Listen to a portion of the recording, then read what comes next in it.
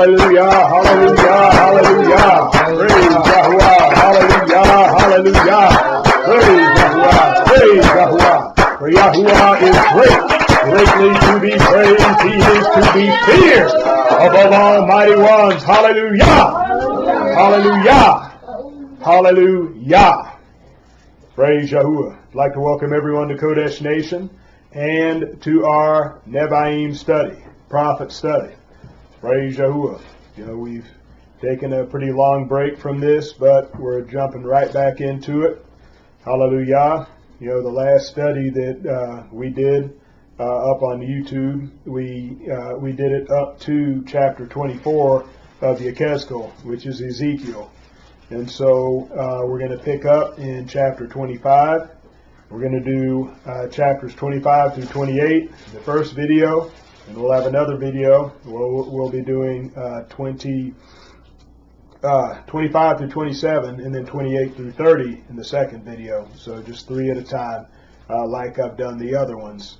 So what's going on here is that we have Yah's word going forth, but it's going forth against these different nations that our forefathers were dealing with at this time, like Ammonites, Moabites, Philistines, Egyptians, praise Yahuwah.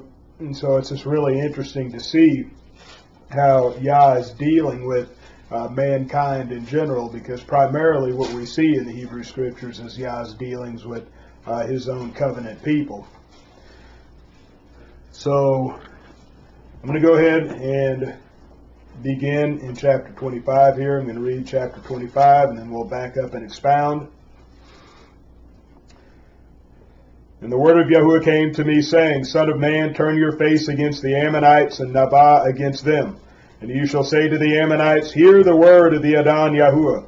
Thus said the Adon Yahuwah, because you said, Aha, against my Mikdash, when it was profaned, and against the land of Yashraal when it was ruined, and against the house of Yahudah when they went into exile. Therefore, see, I am giving you as a possession to the men of the east, and they shall put their encampments among you, and make their dwellings among you, and they shall eat your fruit, and they shall drink your milk. And I shall make Rabbah a pasture for camels, and Ammon a resting place for flocks.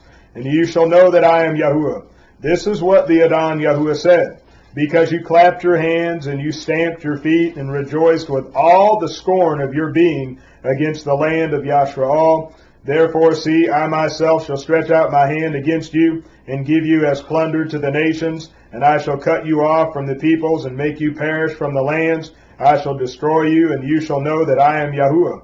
This is what the Adon Yahuwah said. Because Moab and Seir say, See, the house of Yahudah is like all the Gentiles.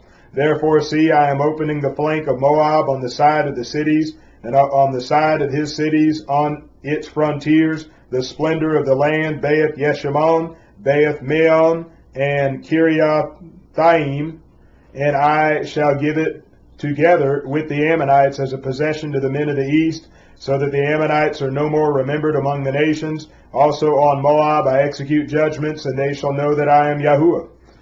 Thus said the Adon Yahuwah, because of what Edom has done against the house of Yahudah by taking vengeance, so that they became very guilty, and they have taken vengeance on them. Therefore, thus said the Adon Yahuwah, I shall stretch out my hand against Edom, and I shall cut off man and beast from it, and lay it waste, from Taman even to Dadanah.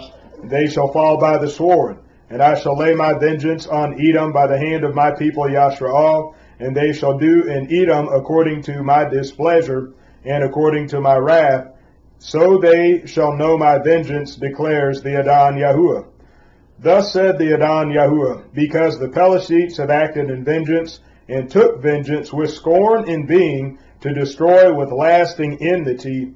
Therefore thus said the Adon Yahuwah, See, I am stretching out my hand against the Pelashites, and I shall cut off the Kerethites, and destroy the remnant of the seacoast, and execute great vengeance on them with raging reproofs, and they shall know that I am Yahuwah when I lay my vengeance on them.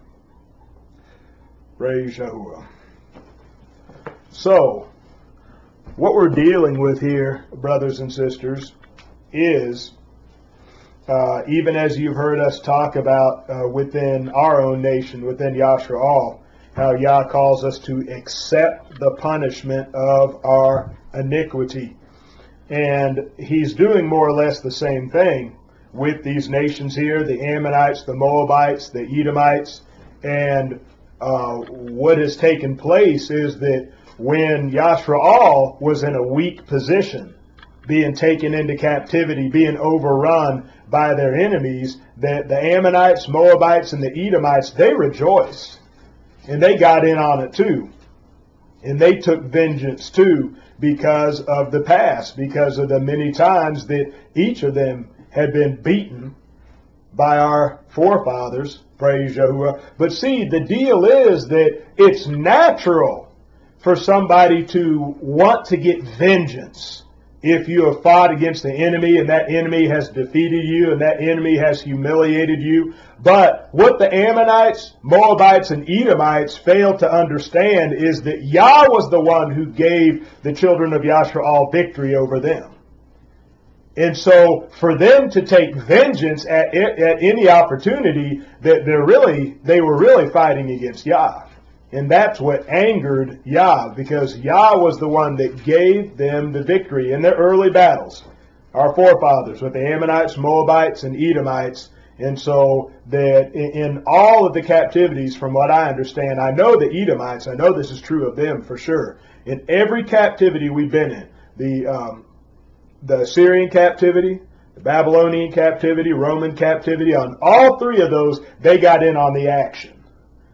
They took vengeance. They got in on it. They helped the enemy.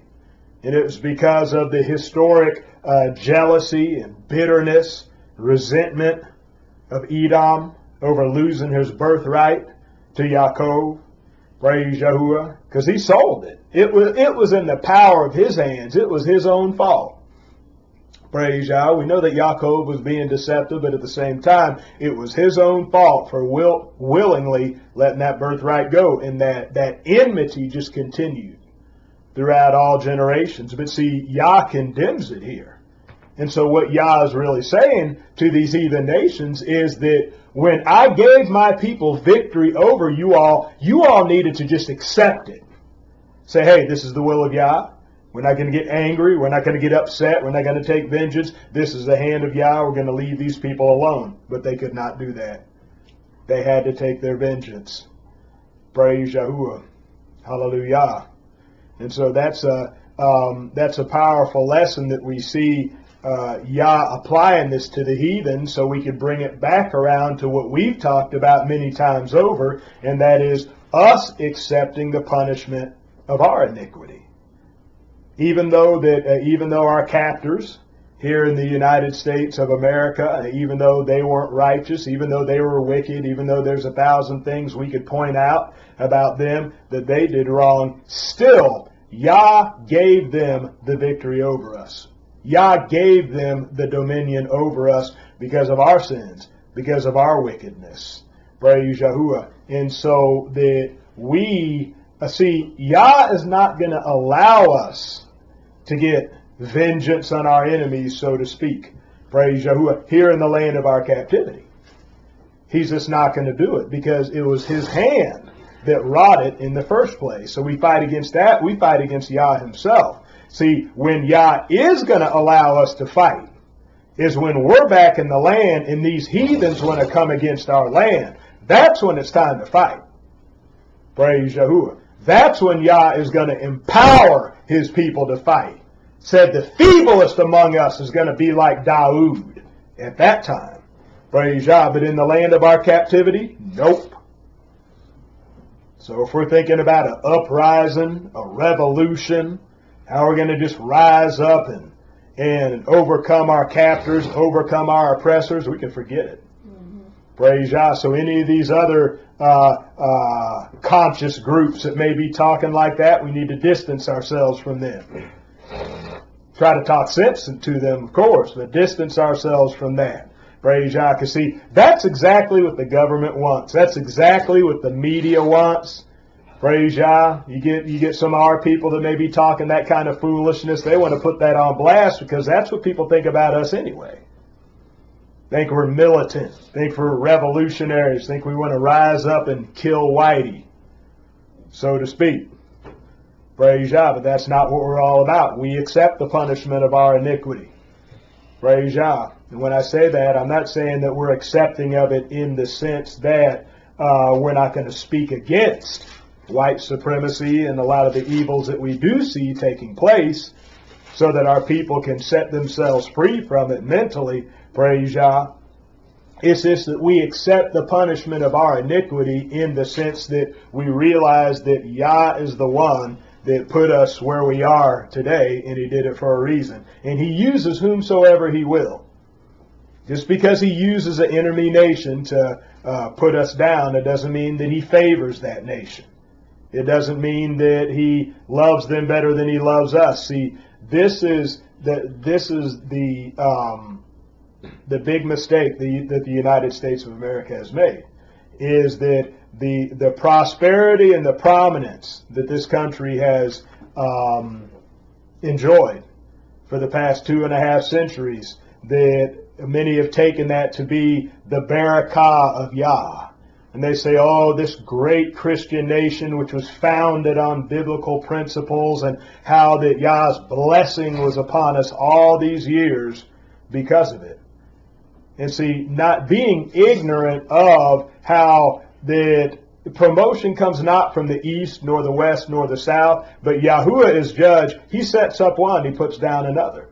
I mean, there was a long time that the Babylonians reigned. Were they righteous? Did they just have his favor in that sense? No, not at all. They were wicked. But Yah put them on top for a season. Put the Egyptians on top for a season.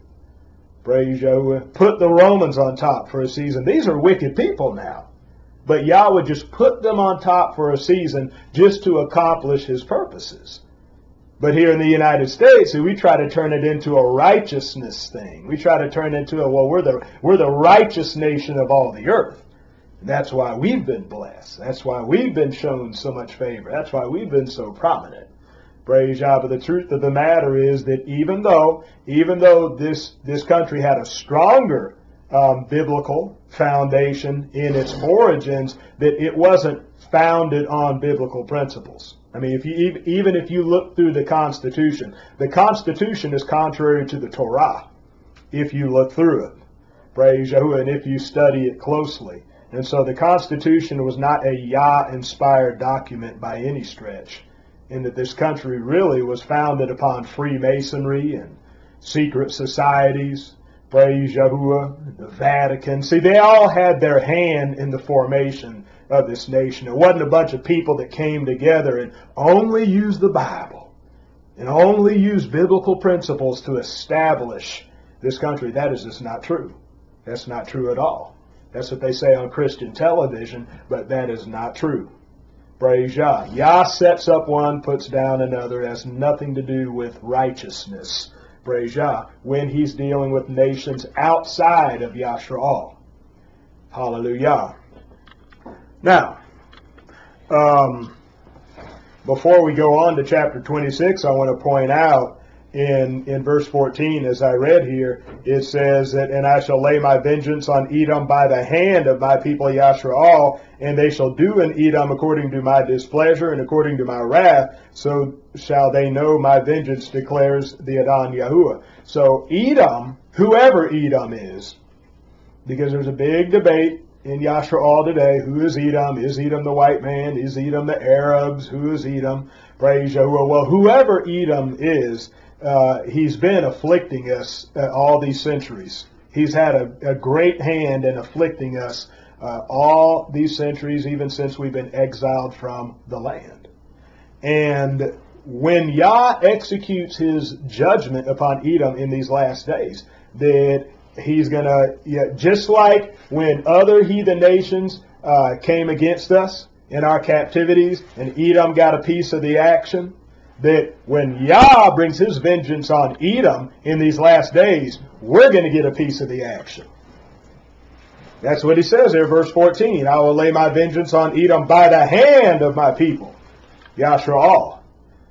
And so there's other places in prophecy where it says the same thing. that Yah, he's not going to just pour out judgment on Edom directly. He's going to allow the children of Yashraal to take vengeance on Edom. However that's going to work itself out, however that's going to manifest itself, it is going to happen in these last days. Praise Yah. So moving on to chapter 26. And it came to be in the 11th year, on the first of the month, the word of Yahuwah came to me, saying, Son of man, because Sor has spoken against Yerushalayim, aha, she, the gateway of the peoples, has been broken. She has been turned over to me. Let me be filled. She has been ruined. Therefore, thus said the Adon Yahuwah, see, I am against you, O Sor, and I shall cause many nations to come up against you, as the sea causes its waves to come up, and they shall destroy the walls of Sor, and they shall break down her towers, and I shall scrape her dust from her, and shall make her like a shining rock. She shall be a place for spreading nets in the midst of the sea, for I have spoken, declares the Adon Yahuwah, and she shall become plunder for the nations, while her daughter villages which are in the fields are slain by the sword, and they shall know that I am Yahuwah. Thus said the Adon Yahuwah, see, I am bringing against Sor from the north Nebuchadrezzar, sovereign of Babel, a sovereign of sovereigns, with horses, and with chariots, and with horsemen, even in assembly, and many people. With the sword he shall slay your daughter villages in the fields, and he shall heap up a siege mound against you, and shall build a wall against you, and shall raise a large shield against you, and lay the blow of his battering rams against your walls, and break down your towers with his weapons. From his many horses their dust shall cover you, from the noise of the horsemen and wheels and chariots your walls shall shake as he enters your gates, as men enter a city that is breached. With the hoofs of his horses he tramples all your streets. He slays your people by the sword, and the columns of your strength shall fall to the ground, and they shall plunder your riches, and they shall loot your merchandise, and they shall break down your walls and destroy your pleasant houses, and they shall put your stones and your timber and your dust in the midst of the water, and I shall cause the sound of your songs to cease, and let the sound of your lyres be heard no more. And I shall make you like a shining rock, and let you be a place for spreading nets, never to be rebuilt, for I, Yahuwah, have spoken, declares the Adon Yahuwah. Thus said the Adon Yahuwah to Sor, would the coastlands not shake at the sound of your fall, when the wounded cry, when slaughter is made in your midst, and all the princes of the sea shall come down from their thrones, and they shall lay aside their robes, and take off their embroidered garments, and put on trembling, and sit on the ground, and they shall tremble continuously, and they shall be astonished at you, and they shall take up a lamentation for you, and say to you, how you have perished, O one inhabited by seafaring men, the city well praised, who is strong at sea, she and her inhabitants, who put their fear on all their inhabitants. Now the coastlands tremble on the day of your fall, and the coastlands by the sea shall shudder at your going out. For thus said the Adon Yahuwah, when I make you a ruined city, like cities no longer inhabited, when I bring the deep upon you, and great waters cover you, then I shall bring you down with those who go down into the pit, to the people of old, and I shall make you dwell in the lowest part of the earth, in wastes of old, with those who go to the pit, so that you do not return, but I shall establish splendor in the land of the living. I make you a horror, and let you be no more, and you are sought for, but never found again, declares the Adon Yahuwah. So he's talking about Sor now, which in the King James calls them Tyre, Tyre, like Tyre and Sidon. And these were two brother nations, heathen nations. Now, this was a place of great prosperity. And you're going to see that more and more as we go through these other chapters, because there's a couple more chapters dealing with them, but very prosperous. Right on the sea coast, did a lot of trade, and that's what they were known for. So they are very prosperous, very wealthy, very powerful militarily, but they, like Ammon and Moab and Edom, that they also rejoiced at the calamity of the children of Yashraal. And praise Yahuwah, Yahuwah was not pleased at that.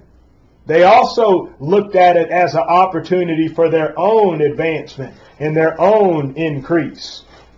And Yah saw that, and Yah was displeased. Praise Yah. See, that because sentence on an evil work is not executed speedily, therefore the hearts of the sons of men are fully set in them to do evil. And see, what Sor did not realize is that they were wicked themselves, and that Yah's judgment was just lingering upon them. And because Yah's judgment hadn't come upon them at the time that it came upon his own people, they got cocky. They got lifted up in it. They thought they were all right. And they even saw the demise of the children of Yashraal as an opportunity for their own advancement. But see, Yah was just rearing back and checking them out. And so here, Yah promises, and he did, to completely destroy them, whereas they would never be rebuilt again. That's why we don't hear about them in modern times. Because Yah said he would destroy them, never to be rebuilt again. And so they're a non-issue today. And they're really a non-issue even go back in Yahushua's time. They were a non-issue because their power had been destroyed, that they were not nearly who they were as a people once before because of the judgment of Yah. And what's interesting is when you look at their destruction, it's very similar to the destruction of Babel, modern day Babel. When you look at Revelation 18, it talks about how these seafaring men, seamen, who made all this money through their trade and through their merchandise, and how they're going to wail and cry and throw dust on their heads, and how they're going to mourn and weep at the destruction of this great nation. That's exactly what they're going to do at the destruction of modern day Babylon. Praise Yahuwah, which we believe is the United States of America. And we believe we have good reason to believe that. Praise Yahuwah. Because the United States of America, even though we're trillions of dollars in debt, even though we have the problems that we have here in this country, it is still seen as a pot of gold at the end of the rainbow, so to speak, by a lot of foreign people. That they come to the United States because they have economic opportunities here that they don't have in their home country, and they're able to come over here and get tax benefits. And see, I believe this is by the hand of Yah. These foreigners, they come, they get these tax benefits, they don't have to pay taxes like we do, and they can open up a business.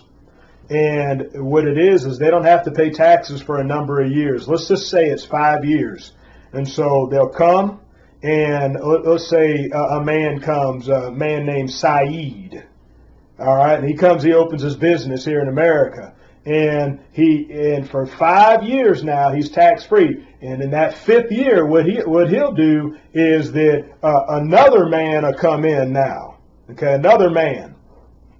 And let's say this man's named Mustafa now. And Mustafa takes over the business now.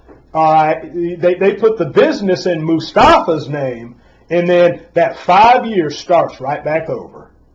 And see, Saeed, he's still benefiting from the business and still working within it, but on paper he's not the owner anymore because he passed it to Mustafa, you see. And then it just keeps revolving and keeps revolving. They just keep passing that paper around as far as who's the actual owner, and they're tax-free the whole time they're in this country. See, Yah said, I will fill thee with men like caterpillars, and they will lift up a shout against you. That's what he prophesied against modern-day Babel, modern-day Babylon. Praise Yahuwah. And that's part of how he's filling modern-day Babel with men, is drawing them with all these economic benefits. You know, the children are able to go to these colleges and whatnot, and have these benefits there and whatnot. And it's just drawing people, all these foreign people, they're just drawn to the United States because of the economic opportunity. So, when this place is destroyed, there's going to be a lot of people who are sad because, I mean, their pearl is gone. Their pot of gold at the end of the rainbow is gone. Praise Yah, where are they going to go now? So a lot of people are going to weep and wail because they really benefited economically here. And see, look at how Yah set this up. Look at how the curses work. How these foreign nations come in here, benefit economically. Here, we've been here 400 years or so, praise Yahuwah, and not benefiting like these foreigners coming in. Praise Yah. See this, people, when you're dealing with race issues and how a lot of these Gentiles like to say, hey, we need to put our differences aside. We're all Americans.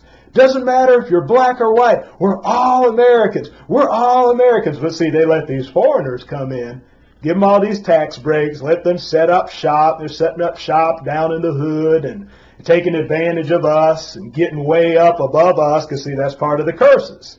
Praise Yah. And it's like they don't even like a lot of these foreigners that are coming in and doing this. But see, they're coming in, they're getting all these benefits. We're not benefiting, but they say to us, oh, come on, don't be mad at us. We're all Americans. We're all Americans. Praise Yahuwah. But that's the curses, brothers and sisters. That's what we get for forsaking the commandments of Yah. The stranger that is among you shall get up very high, and you shall come down very low. He shall be the head, you shall be the tail. He shall lend to you, but you shall not lend to him. Now, I know these Jewish rabbis, they like to try to put the curses in a box. And they'll say, oh, no, it says the stranger that is in thee. That's talking about in the land of Israel. And so you can't apply that to the United States. No, sorry, Mr. Rabbi. Praise Yahuwah. See, you're missing verses 45 and 46, where it said that these curses shall be upon you and upon your seed as a sign and as a wonder, upon your seed forever. Praise Yahuwah. So there is going to be, Yah promised that all throughout the ages there would be a perpetuation of these curses. That these curses would manifest in some way, form, or fashion. Whether we're in the land, whether we're in Africa, whether we're in Asia, whether we're in North America, South America, wherever we go. See, people talk about the long arm of the law when talking about law enforcement just in the secular world. In other words, you can't just escape somewhere in the world and then the law won't catch up to you because some way, somehow, they're going to get you. How much more so Yah? That just because we're not in the land anymore, that, oh, Yah can't curse us now. Praise Yahuwah. And so what we see in these inner cities with these foreigners coming in, and because of their tax benefits, are able to just set up shop so quickly like that, benefit from our people, exploit our people. That is a manifestation of that curse. Praise Yah. Even though, yes, it did take place in the land, yes, but we have to account for the manifestation of these curses throughout the ages wherever we go throughout the earth. See, remember now, in Nebi'Im 30, it says that in the last days, that when we call to mind the blessings and the curses in the lands of our captivity now, that's what's going to prompt us to turn back to Yahuwah. Praise Yah, when we realize that what we've been going through is in accord with the curses of Deuteronomy 28, even in the lands of our captivity. Praise Yahuwah. And what's really sad, brothers and sisters, is that even some of our people have given ear to some of these Jewish rabbinical arguments, and they've stopped believing, praise Yahuwah, this truth in the sense that they've stopped believing that Deuteronomy 28 and the curses of Deuteronomy 28 identify us as the people. Praise Yah, because see, they don't want to exclude their Jewish friends, and so I guess they call themselves black Jews and whatnot. But see, they don't preach the curses. They don't teach the curses and whatnot. They teach what the Jewish rabbis teach, is that Yah's people are to be identified by their observance of Torah and how they preserve Torah throughout the ages. That's how you know who Yah's true people are, and that's garbage. Praise Yahuwah, because that's not in accord with prophecy. Yah's people are a valley of dry bones right now. You can't identify them by the ones that are keeping Torah. Praise Yah. You can't identify them by that right now. See, we're in a time of restoration. You can identify, one of the things that can identify outside of the curses and the prophecies is that who is awakening in mass as a nation of people today. Praise Yah. What other people do you see in this country that are awakening at the rate that we are to the Torah? Praise Yah. But as far as just keeping it right now, nope. All right, now 27, we're going to continue talking about Sor, this Tyre or Sor, this great prosperous nation on the seacoast. Chapter 27. The word of Yahuwah came again to me, saying, Son of man, take up a lamentation for Sor, and you shall say to Sor, you who dwell at the entrance of the sea, at the entrance to the sea, merchants of the peoples on many coastlands, thus said the Adon Yahuwah, O Sor, you yourself have said, I am perfect in loveliness. Your borders are in the heart of the seas. Your builders have perfected your loveliness. They have made all your timbers of fir trees from Senir. They took a cedar from Lebanon to make a mast for you. From the oaks of Bashan they made your oars. They made your deck with ivory from the coast of Kittim. Of fine embroidered linen from Mitzrayim was your sail to serve you as a banner. Of blue and purple from the coast of Elisha was your covering. The inhabitants of Sidon and Arwad were your seamen. Your wise men, O Sor, were in you. They were your sailors. The elders of Gebal and its wise men were in you, repairing your seams. All the ships of the sea and their seamen were in you to trade your merchandise. Those from Paras, Lud, and Put were in your army as men of battle, shield and helmet. They hung up within you. They gave splendor to you. The sons of Arwad and your army were on your walls. All around, and the Gammadites were in your towers. They hung their shields on your walls all around. They perfected your loveliness. Tarshish was your merchant because of your great wealth. They gave you silver, iron, tin, and lead for your merchandise. Yawan, Tubal, and Meshech were your traders. They exchanged slaves and objects of bronze for your merchandise. Those from the house of Togarmah exchanged horses and horsemen and mules for your merchandise. The men of Dedan traded with you. Many isles were your market. They brought you ivory, tusks, and ebony as payment. Aram was your merchant because of the multitude of your works. They gave you emeralds, purple, and embroidery, and fine linen, and corals, and rubies for your wares. Yahudah and the land of Yashraal were your traders. For your merchandise they exchanged wheat of Minnith, and early figs, and honey, and oil, and balm.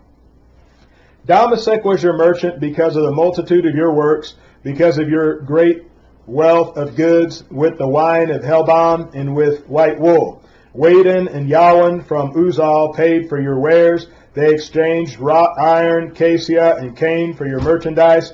Dedan traded with you in saddlecloths for riding. Arabia and all the princes of Kedar were merchants for you in lambs and rams and goats. They were your merchants. The traders of Sheba and Ramah were your traders. They paid for your wares with the choicest spices and all kinds of precious stones and gold. Haran and Kana and Eden, traders of Sheba. Ashur and Kilmad traded with you. They traded with you in perfect items, in purple clothes, in embroidered garments, in chests of multicolored clothes, in strong twined cords among your merchandise. The ships of Tarshish were the travelers of your merchandise, and you were filled and richly laden in the heart of the seas. Your seamen brought you into many waters, but the east wind broke you in the heart of the seas. Your wealth and your wares, your merchandise, your mariners and your sailors, your repairers of seams and your dealers in merchandise, and all your fighting men who are in you, and the entire company which is in your midst shall go down into the heart of the seas on the day of your fall. The coast shaking at the sound of the cry of your sailors, and all the oarsmen, the mariners, and all the sailors of the sea shall come down from their ships. They shall stand on the shore, and they shall raise their voice and cry bitterly over you, and cast dust on their heads, rolling themselves in ashes, and they shall shave themselves bald because of you, and shall gird themselves with sackcloth, and they shall weep for you with bitterness of heart and bitter wailing. And in their wailing for you they shall take up a lamentation, and they shall lament for you, who is cut off in the midst of the sea like sore. When your wares went out by sea, you have filled many peoples, your great wealth and your merchandise have made the sovereigns of the earth rich. In the time you are broken by the seas and the depths of the waters, your merchandise and all your company shall fall in your midst. All the inhabitants of the isle shall be astonished at you, and their sovereigns shall be greatly afraid, their faces shall be troubled. The merchants among the peoples shall whistle at you, you shall become a horror and be no more forever. Praise Yahuwah. So once again, just talking about the finality of the judgment upon this nation. And it's frightening just to see how wealthy they were, how powerful they were, and how Yah just brought them down in an instant. Praise Yahuwah. Now, one thing that really stands out about this chapter, if you look at these different nations and how these different nations traded with Sor and what they traded with them, praise Yah. And you had certain nations that had the spices, certain nations that had precious metals, certain nations that had clothing, praise Yahuwah, certain nations that may have had animals. But look at verse 17 once again. Now this is interesting. It said, Yahudah and the land of Yashraal were your traders. For your merchandise they exchanged wheat of Minnith and early figs and honey and oil and balm. This shows how strong our agricultural roots are. How we were an agricultural people. And we were known to be an agricultural people even more so than the nations that surrounded us. Praise Yahuwah, because see, Sor was such a wealthy nation that they were able to trade with these other nations for what they were known for. Praise Yahuwah. I mean, yes, other nations had agriculture too. I'm sure they traded in agriculture, but that's not what they were known for. They had other specialties. They had other things they were known for. But what we were known for was our agriculture. And it was because of the barakah of Yahuwah upon the land. Praise Yah. And that's what he said he would do if we walked in obedience to him. Praise Yahuwah. And so seeing that our roots are in agriculture, praise Yah, that I really do believe that Yah wants us as a people to return to our roots. Praise Yah. We hear so much about how just so many people have so many ideas about how we as a people, so-called blacks, so-called Negroes, so-called colored, so-called African Americans, how we can get on top of our financial situation. How we can just come together and how we can turn things around. That we need to patronize black businesses, and we need to just keep the money circulated in the community, and all these ideas, in which a lot of them are good ideas. They really are. A lot of them are good ideas, but the problem, I believe the central problem of it all, is that it focuses too much on this current economy. Praise Yah. That we can do all that. We can make all these economic moves that better the situation of our people in this country as a whole, but then what's going to happen when the economy goes? What's going to happen when the economy collapses? Right. See, all our plans are centered around the current American economy. When what we really need to do, praise Yahuwah, is that get back to our agricultural roots, praise Yah, and focus on that, because that's the best security we can have against whatever may happen with the economy in the future. We learn how to grow our own food, learn how to source our own water, our own energy, make our own clothing, praise Yah, just those basic necessities.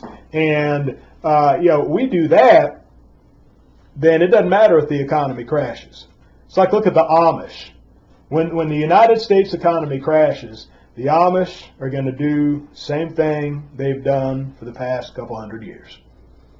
and not a whole lot's going to change for them.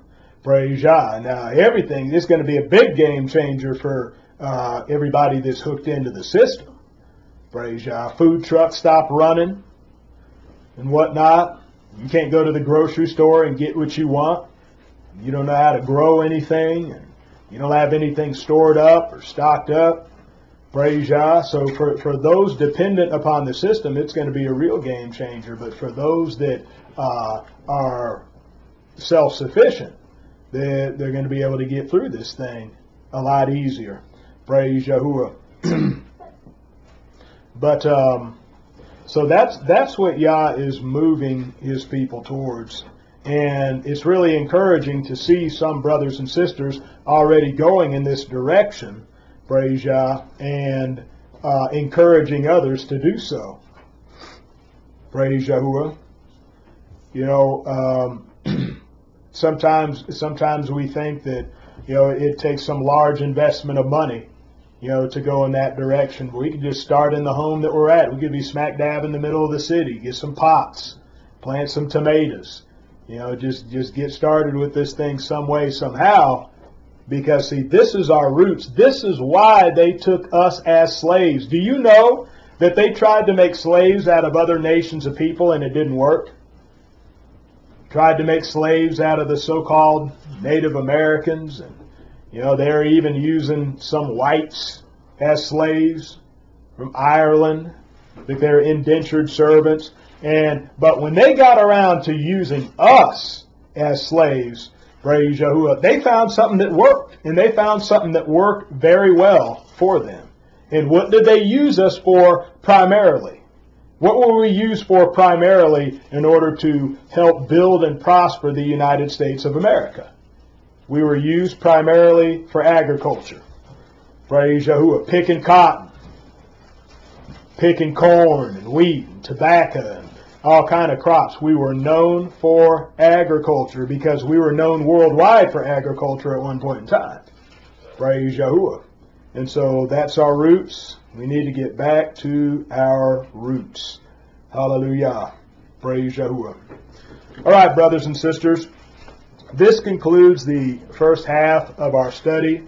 Praise Yah. We're going to go ahead and shut it down with this, and we'll be coming at you with another video to finish out this study. We went through chapters 25 through 27. Now we're going to wrap it up with chapters 28 through 30 in the next segment of our study.